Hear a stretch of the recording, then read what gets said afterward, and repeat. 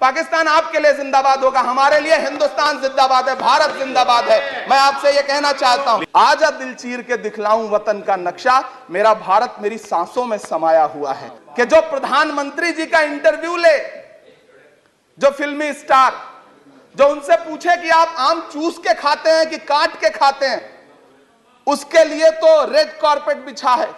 लेकिन वो शाहरुख खान जो पूरी दुनिया में भारत के तिरंगे का मान बढ़ाता है, जिसे फीफा वर्ल्ड कप में आमंत्रित किया जाता है, उसके लिए सोशल मीडिया पे किस तरह के ट्रेंड चलाए जाते हैं। लेकिन वो इसके ये जो रेजोल्यूशन है इसके विरोध में क्यों है, मैं समझ ही नहीं पा रहा हूं। अगर आप सबका साथ सबका विकास का दावा कर रहे हैं, सबका साथ सबका विकास के नारे लगा रहे हैं, तो अगर एक पर्टिकुलर एक कम्युनिटी जो जिस स्ट्रक्चर कमेटी की सिफारिशों में यह तय हो गया है कि वो दलितों से भी बदतर स्थिति में है, उसका आर्थिक सामाजिक स्थिति ऐसी है, अगर उसके उत्थान के लिए कोई बिल बात कर रहा है तो फिर उसके विरोध में है क्यों?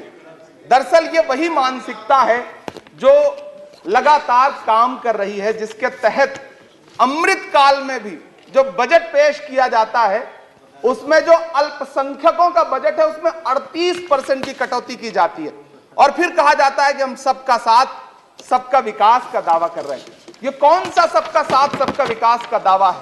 मदरसों के जो शिक्षक हैं उनका कई साल से उनको वेतन नहीं दिया गया है। हमारे पास उनके फोन आते हैं, वो कहते हैं कि हमारी बात सदन में उठाइए, हम भूखों मर रहे हैं, हमारे घरों में चूल्हे नहीं जल रहे। हम जब उनकी बात यहां करें तो विरोध, लेकिन बातें क्या हैं?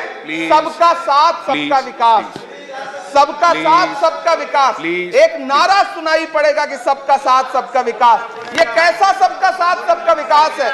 मैं सदन से यह पूछना चाहता हूं कि यहां सत्र चल रहा है उपसभापति महोदय, और इसी संसद से महज 800 मीटर की दूरी पर जंतर मंतर पर खड़े होकर के कार्यक्रम आयोजित होता है अभी 4 दिन पहले, और एक व्यक्ति वहां खड़ा होकर के सीधे आह्वान करता है कि ईसाइयों और मुसलमानों को काटना कब शुरू करोगे?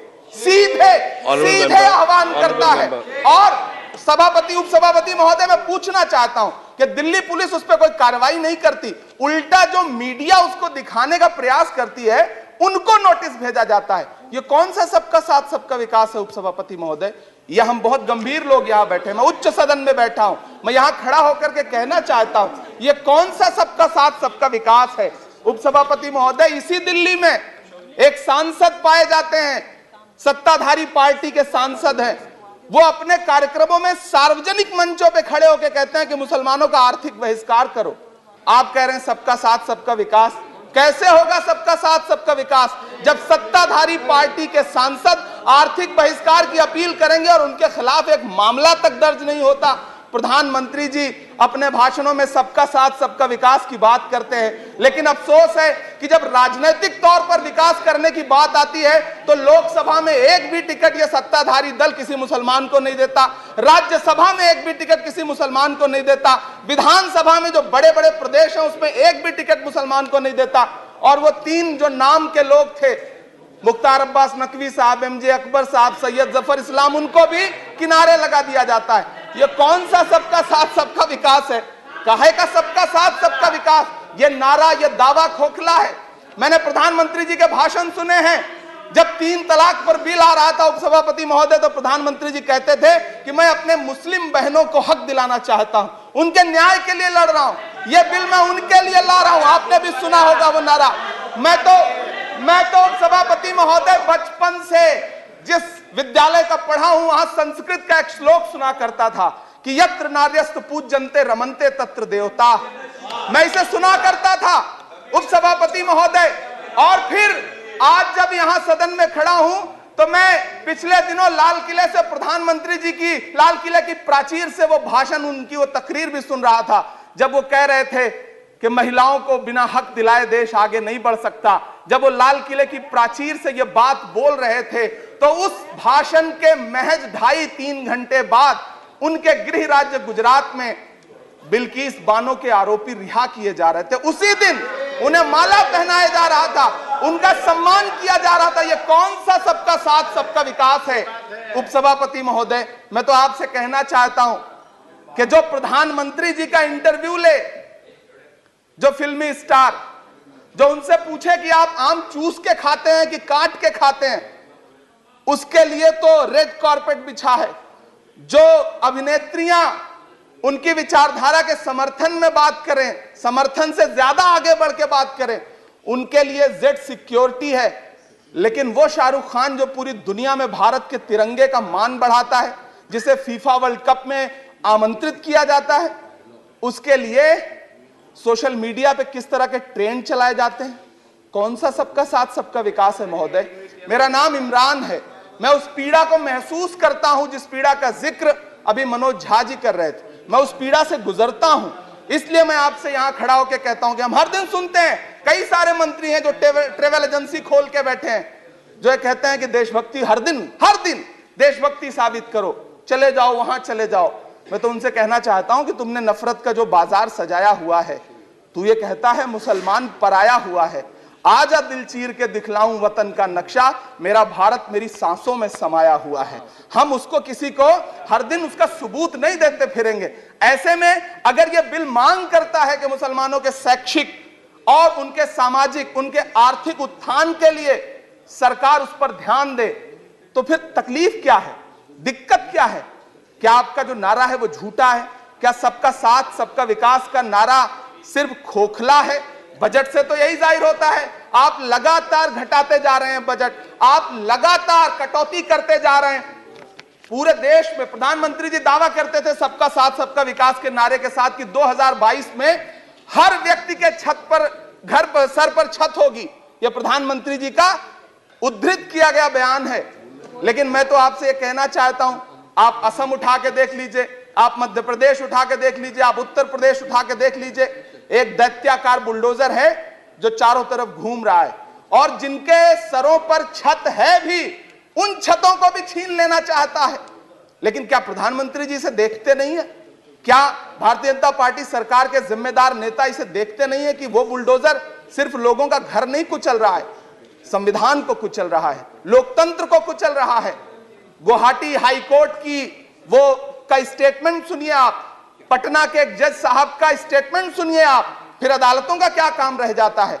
ऐसे में सबका साथ सबका विकास कैसे माना जाए? उपसभापति महोदय, मैं तो आपसे ये कहना चाहता हूं कि पूरी दुनिया में कहीं भी जब कोई अल्पसंख्यक सफल होता है, किसी उच्च पद पर पहुंचता है, तो हम सारे लोग, हमारे तमाम साथी खुश होते हैं। ऋषि सुनक जब प्रधानमंत्री बनते हैं तो भारत में जश्न मनाया जाता है, मुझे खुशी होती है।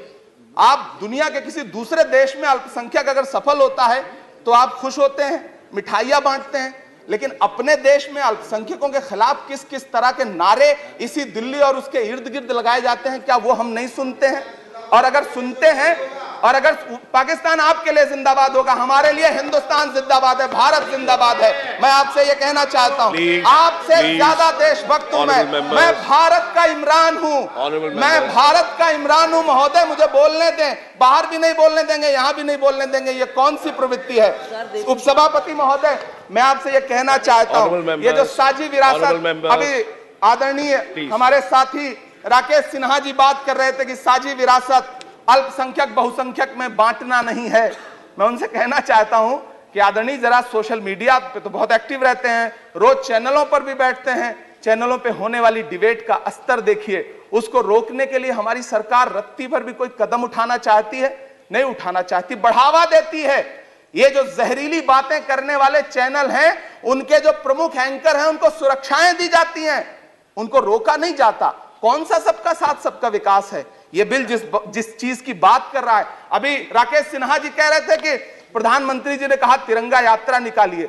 मुझे पूरा विश्वास है कि प्रधानमंत्री जी ने कठुआ के बलात्कारी के समर्थन में तिरंगा यात्रा निकालने के लिए कभी नहीं कहा होगा, लेकिन फिर भी निकली, लेकिन किसी ने रोका नहीं, किसी ने कोई आवाज नहीं उठाई। उपसभापति महोदय, दर्द बहुत सारे हैं, लेकिन ये जो रेजोल्यूशन लेकर के आए हैं उसमें जो शैक्षिक और आर्थिक बातों को उद्धृत किया गया है, मैं आपसे अनुरोध करूंगा कि इसे देखा जाए, इसे जांचा जाए। गीता जी कह रही थी अभी भारत जोड़ो यात्रा पे कि भारत टूटा कहां है? भारत टूटा नहीं है, भारत को कोई तोड़ भी नहीं पाएगा। भारत को तोड़ने का सपना देखने वालों को हमारी आदरणीय इंदिरा गांधी जी ने 2 टुकड़ों में तोड़ दिया था, बांट दिया था। भारत को कोई तोड़ नहीं पाएगा, लेकिन भारत देश में आर्थिक तौर पर, सामाजिक तौर पर जो बंटवारा करने की साजिश मौजूदा सरकार और सरकार के आनुषंगिक संगठन कर रहे हैं, जो आनुषंगिक संगठन कर रहे हैं, उनको रोकने के लिए सरकार क्या कर रही है। मैं अंत में इतना कहना चाहता हूं, उपसभापति महोदय के यूपीए के शासनकाल के दौरान श्रीमती सोनिया गांधी जी के प्रयास से, डॉक्टर मनमोहन सिंह साहब के प्रयास से दलित और अल्पसंख्यक बच्चों के लिए फ्री रेजिडेंशियल यूपीएससी की कोचिंग शुरू की गई। हमने ये किया और इसी सरकार के दौरान एक टीवी चैनल ने एक प्रोग्राम बनाया जिसका नाम आपको पता है क्या रखा? यूपीएससी जिहाद। ये शब्द क्या इस देश में सुने जाने लायक है?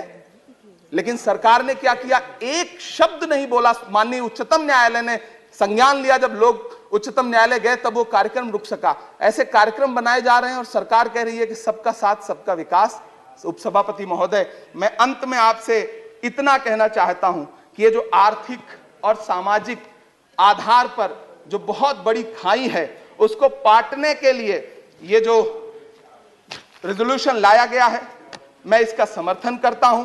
तमाम वो शहर जहां अपना छोटा छोटा रोजगार है, जिनका जैसे मुरादाबाद का पीतल उद्योग, अलीगढ़ का ताला उद्योग, या देश में जो तमाम शहरों में बुनकर उद्योग है, इस सब की बढ़ोतरी के लिए, इनको आगे बढ़ाने के लिए, इन्हें संजोने के लिए ये बिल बहुत कारगर रहेगा।